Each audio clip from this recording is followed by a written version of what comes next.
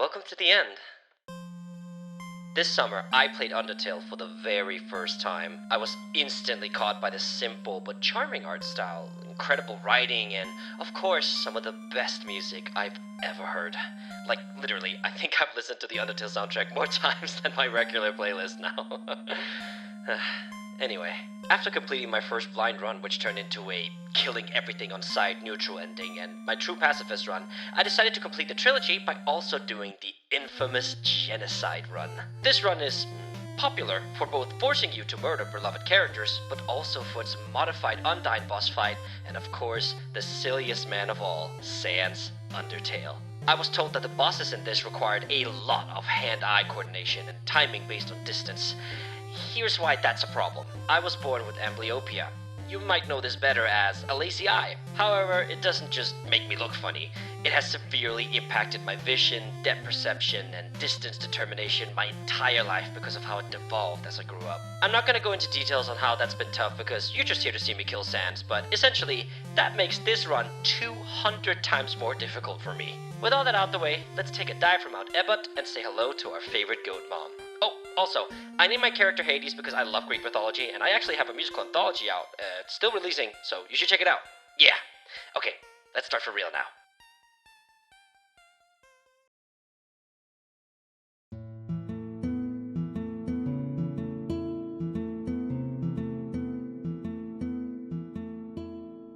With a little help from chat, I was able to find my first grinding spot where I started killing everything in sight. Rockets, Whimsons, Vegetoids, you name it. After a while, I noticed something odd about the music. There we go. Nobody came. I wasn't amused. That wasn't going to stop my quest for extinction. I made swift work of the last couple events in the ruins, like Napstablook, who did not want these hands, and found Toriel in her home. Toriel is one of my absolute favorite characters in this franchise, so I decided not to engage too heavily in conversation. That would make it difficult to kill her in the end, and I knew an elaborate and painful boss fight awaited at the exit to Snowden. Or so I thought. By pressing that cursed fight button, I'd sealed my fate. My beloved goat mom died believing I despised her, not knowing we once walked hand in hand out of the underground together. She perished thinking I was the one others should be protected from. And she was right. And she wasn't the only one who saw the dangerous potential I was showing.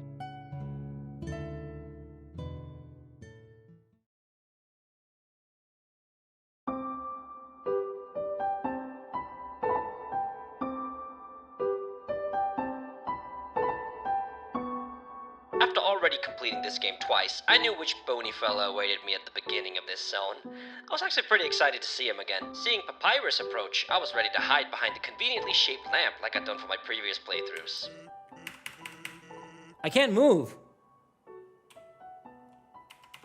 What? But for some reason, my controls wouldn't allow me to. It was like something was preventing me from controlling my character. It didn't seem like that changed anything, though. Papyrus isn't really the sharpest tool in the shed, and he lets me go even after looking me straight in the eye. Although, Sans leaves a comment that made me wonder why Papyrus hadn't reacted to my presence. I'll be straightforward with you. My brother really likes to human, so y'all really help me out if you kept pretending to be one.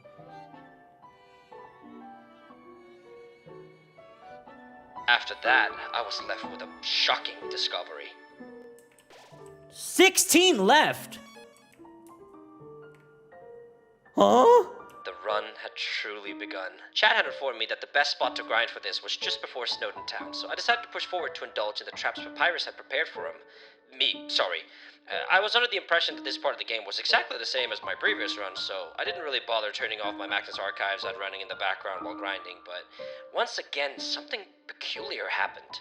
Jacket, I think, and pulled out an envelope. Inside was £10,000. Did I just walk? I didn't touch anything. Move, but and holding that much cash in my hands. I'm not touching anything. I said yes.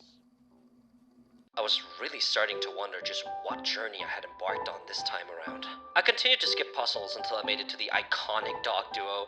I dealt with them swiftly. However, during the X-marked puzzles, I was caught off guard. Again, I didn't even realize that the puzzle had been solved for me? Not just the simple one, the more complicated one too. Things didn't stop being weird there. The iconic call puzzle awaited, and I was prepared to have a good laugh about it, just like I'd had in my previous, less violent runs. Hades had other plans. I did not understand what was going on, and I even tried to show my hands off the keyboard to chat, but Hades seemed like he was taking control of the game? What am I saying? Of course not. He's pixels. I control him, right? I continued. Amid swift work of the big dog fella blocking the bridge and march onwards to find Papyrus and Sans once again greeting me with a challenge. I knew from previous runs that this was a bust, per usual, so I wasn't very enthusiastic. I just wanted to get to my grind spot. But as I crossed the bridge, Sans once again showed a case of omniscience? I had no idea just how right he was. After once again killing everything in sight, I properly made my way into Snowden Town. The music had once again changed, but that wasn't the only thing that had changed. The inhabitants. Every single monster gone. Did I wipe them out? Did they flee? Are they hiding? Well, one monster wasn't. On a lighter note, here's one of the more delightful Easter eggs in Undertale that I somehow got on every single one of my runs.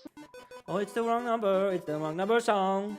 We're very sorry that we got it wrong. Oh, it's the wrong number song. I love this silly little interaction so much.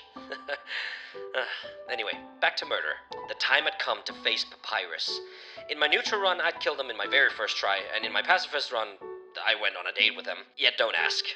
This time around, it played out exactly as you'd think. No matter how much he tried to convince me to be good, no matter how much he believed in the good in me, it just wasn't meant to be. The goodness he thought was inside me perished along with my goat mother, burned to ashes when I raised my hand against the people that only wanted to love and protect me. I was meant to kill these monsters, and Papyrus was in my way. I was not pleased with how the fight turned out. Little did I know just how much of a fight they'd put up.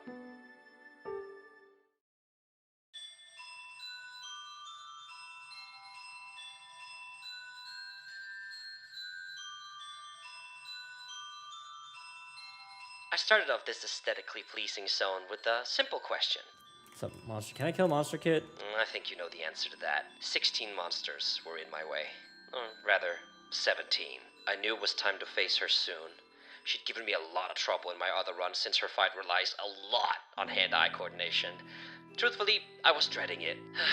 Moving further into the damp caverns, I once again took notice of something. But they're already made up for me? Flowey! Flowey is helping me! That's why there are no puzzles! Flowey is helping me! That's what the beginning was for! Undertale had turned from a lore-filled, cozy, puzzly adventure to a dire, murky killing spree. And it didn't stop in the glittering caverns of Waterfall. After walking for a while, Undyne somehow returned, determined to strike me down on the bridge. I was very familiar with how this usually plays out. Monster Kid's gonna help me.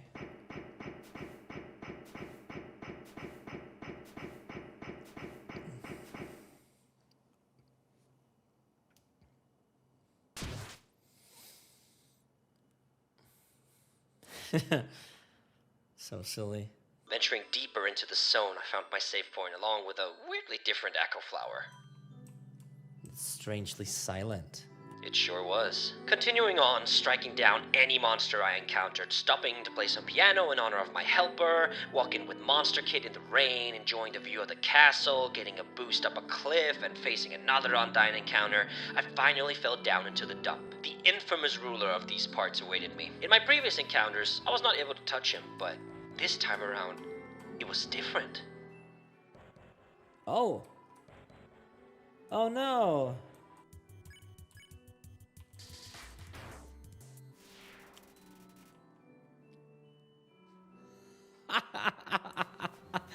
That's so fucked up. I continued on and explored some of the areas I'd come to love and hate from my previous runs. Napstablook's house was empty, the annoying snail race that I always lost because he's a scammer who hates me and... that was also absent from life. After deciding to move on from this zone and finish up my grinding, I encountered someone I did not expect to encounter. I remember it was a talk on Oh. the justice system where the speaker was so He's slow still that here. he wouldn't have filled that I out. also had to kill a Here we go. fan-favorite college-going individual. It was slightly alarming to watch, to be honest, and I finally made up my mind to tell him I was there. He jumped a bit when I greeted him, and I asked him Goodbye, if he was Timmy. all right. Temmie and all the other monsters of Waterfall had been terminated by yours truly. After stocking up on healing items suggested by chat, it was time to face the music.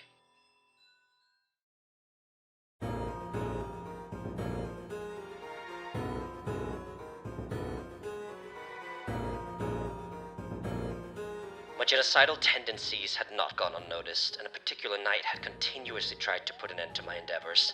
This time around, there was nowhere to run, nowhere to hide, nowhere to fall. I was going to stand my ground and face her. Little did I know just how much her determination, combined with the curse of my eyesight, would trouble me. But first, I needed to take care of that damned kid. His heart was pure, and his intention was gold, but mine were not. In my way. Ended.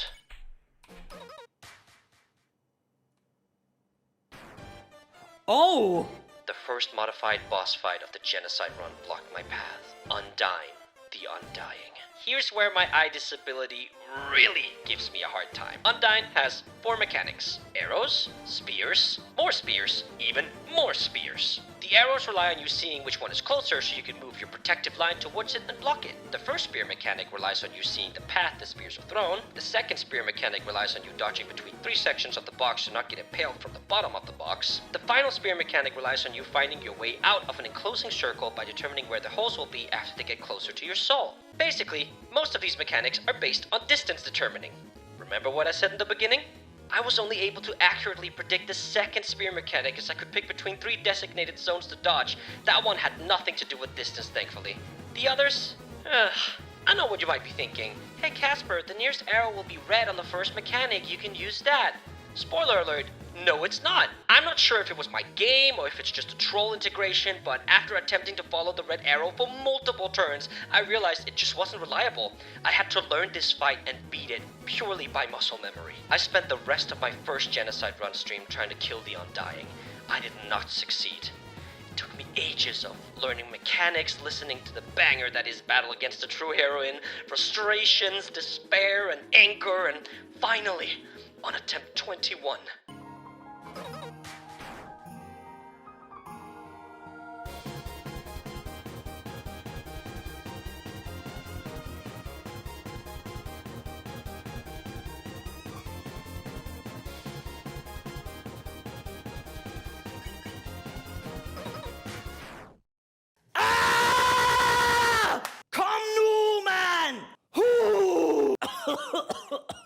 Come, Newman! Oh my god, I cannot believe that. I saw the pattern in the spears. It created a path for me. I could go in a circle. I saw it in the last minute. My victory roar echoed throughout the damp and murky caverns of Waterfall.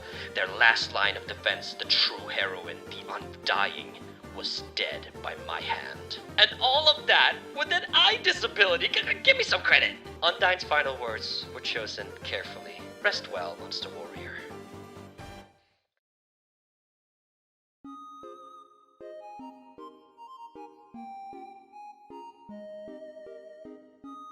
After finally beating Undying, I continued towards the exit of Waterfall and the entrance to Hotlands. I could feel the lava flow warming my body as I approached. In my previous runs, I'd been greeted by a grand neon sign welcoming me to the brand new zone, but not this time. I'm not gonna rest. It's all off. Other than that, Hotlands was pretty uneventful. Metaton wasn't interested in showing off, I didn't struggle with any puzzles since Flowey or Ashriel had already done them for me. I was killing everyone, you know, the usual. It was now time for a boss battle that I hated in my first playthrough. Muffet is an idiot. However, not knowing what lies ahead for this specific route, I was fearing a modified version of her awaited, since I've been killing everything, including spiders. I was very positively surprised to find out just how powerful I'd gotten when I finally faced her.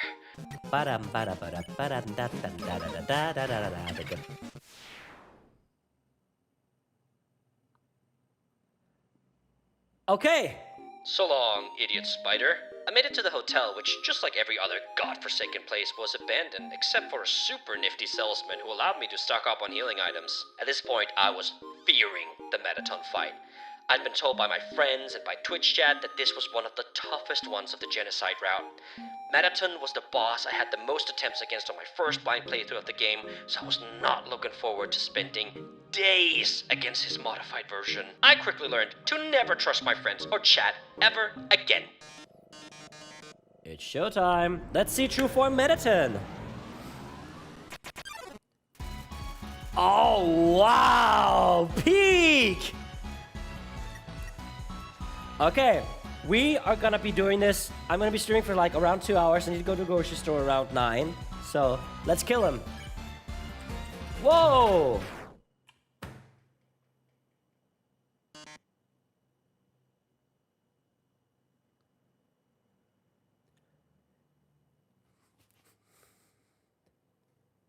You motherfucker! A mix of relief and anger washed over me like the mists created from the water's impact on the damp rocks of a waterfall.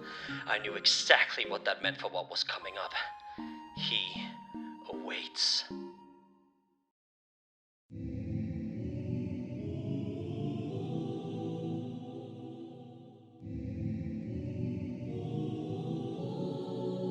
After making my way through the corridors, I finally made it up to the upper walk that would take me to the end of the world. I walked and took in the skyline until I reached New Home. After grabbing my luck hit and my knife, I continued to explore. A familiar face popped up as I did. Oh! Hello. What's good? You finally made it home. Remember when we used to play here? Don't do that to me. I also took the time to look myself in the mirror. It's me, Hades. Oh my god. It's not you! He has taken control! Flower continued to bother me with his life story. I was not interested. I had made a flower who was unable to feel true fear.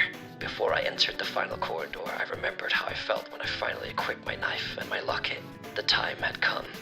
There was no turning back now. The man locked behind the slaughter of his very own kind awaited, ready to weigh my heart against a feather.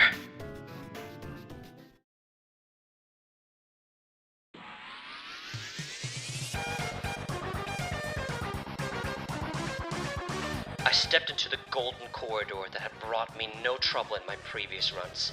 He was always there, just for a chat. Then he'd either disappear or join me in leaving this place. I knew for certain he would not be this merciful this time around. Mm-hmm.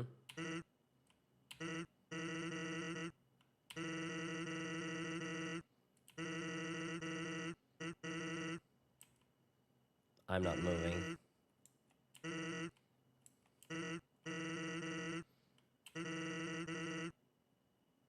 Protecting his king and the very few monsters who evacuated in time, while also avenging his fallen friends, the brother of Papyrus would not let me pass, even if it was the last thing he'd do. Bones from every corner of the screen, karma damage, and impossible distance-based attacks awaited. I did, in fact, have a bad time. Nose! Okay, it's fine. Okay, I see how it is though.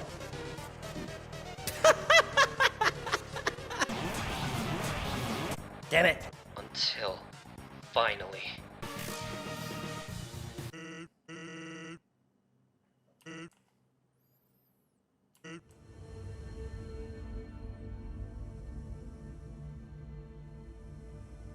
That was not it! That was not it! You're kidding me! No, there's a phase 2. Fuck you. No, I don't believe it. Oh, you poor naive fool.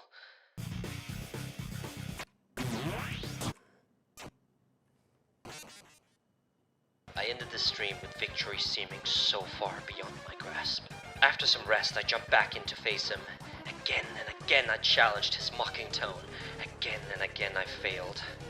His advanced mechanics combined with my disability made this fight insanely difficult for me. I did not have the luxury of timing attacks or slipping through gaps like people with 2 working eyes had. I had to suffer until my muscle memory filled with determination. Determination to kill him. I had a few close ones along the way where I made it to his final attack but fell to the final beam, where you need to reach the perfect distance between box border and laser.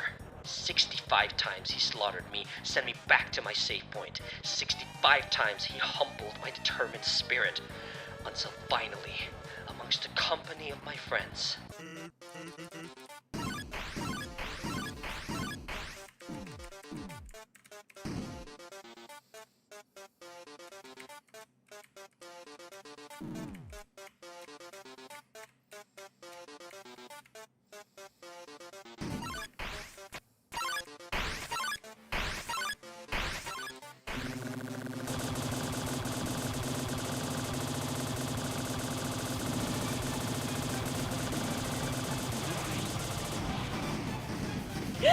Oh my, you did it! Good. Let's go! Woo! Oh my god!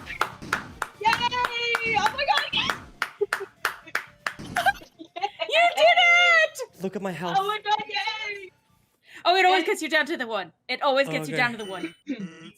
Let's go! That's right, right? How many attempts was that? 66. Even. 6, 7. You almost did 6-7. The universe told you no. You're not allowed. I'd done it. The most difficult boss in Undertale had fallen at my hand. I was very proud to have done this, especially with my eye disability providing me with even further difficulty. I beat Sans. What's your excuse? I'm kidding.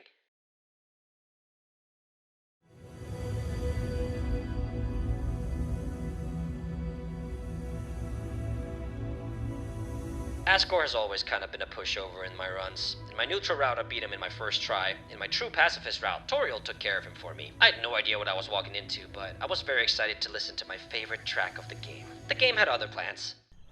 Oh, shit.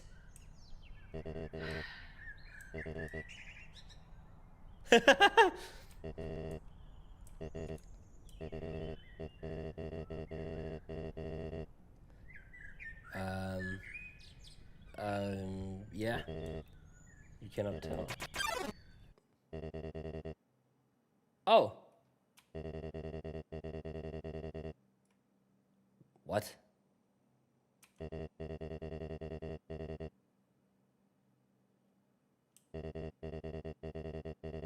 Oh, no. I didn't even do anything. You fuckers lied to me again! As Hades cut Flowey down like weeds you pull from your driveway, I felt the final bit of control I had over my character seep out like sand in a broken hourglass. Here I was, trapped in the void, nothingness, a vacuum. I had conquered all. He had conquered all. I decided to sit around for a while, waiting for something, anything to happen. It felt like an eternity before Hades finally decided to acknowledge me.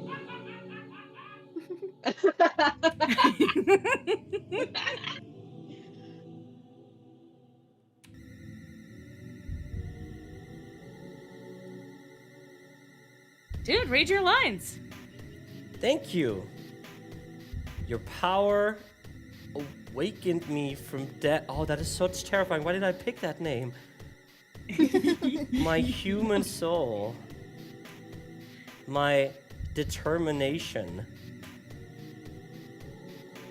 They were not mine, but yours. At first, I was so confused. Our plan had failed, hadn't it? Why was I brought back to life? You. With your guidance, I realized the purpose of my reincarnation. Power. Together, we eradicated the enemy and became strong. HP, attack, defense, gold, XP, love. Every time a number increases, that feeling, that's me. Hades. Now we have reached the absolute. There's nothing left for us here. Let us erase this pointless world and move on to the next.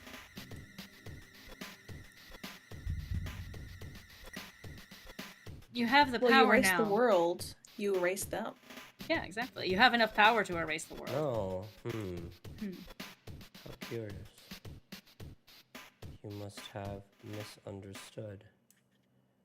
Since when were you the one in control? Since always. I was What the fuck? What's happening to my game? What the fuck is happening to my game? This fucker crashed What my game? game! The world I'd spent hours killing in was gone. Hades had claimed it for himself, and there was nothing I could do to stop him. Throughout my 3 Undertale runs, I learned a lot about how your actions affect people. Not just people, actually. Monsters. It makes me wonder if what Papyrus said was true. Could I have done better? Could I have stopped killing at any point? Spared this world of Hades' wrath? Or was I ever truly in control? If I'd stopped, would Hades have allowed it? I know for sure that had I gotten another chance at mercy for this world, I would not have taken it. Why? I want to play Deltarune. Thank you so much for watching. See you in Chapter 1.